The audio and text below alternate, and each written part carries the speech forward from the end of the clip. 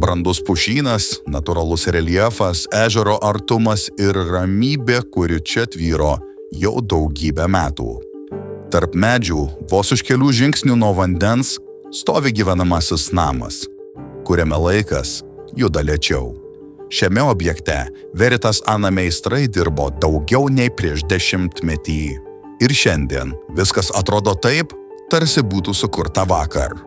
144 kvadratinių metrų terasa, erdvi, apgalvota, pritaikyta gyventi visus 4 metų laikus.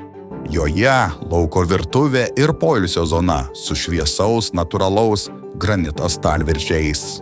Tai paviršiai, kurie nebijos nei karščio, nei šalčio, nei kavos puodelio pastatyto be padėkliuko. Paviršiai, kurie per laiką tik įgauna charakterio, bet nepraranda savo grožio. Namo širdyje virtuvės ir valgomojo zona. Čia pasirinktas tamsus natūralus granitas, išraiškingas, santūrus, nesenstantis. Virtuvės stalviršiai sienelė ir įspūdingas valgomojo stalas su akmens kojomis, tarsi masyvus centrinis objektas, jungiantis visą erdvę. Tai ne dekoro elementas.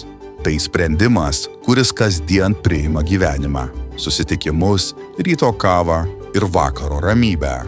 Sprendimas, kuris nesibraižo, nesilupa, nesigėdija metų.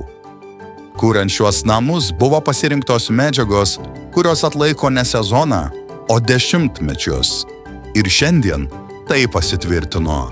Akmens grožis čia ne tik vizualus, jis funkcinis.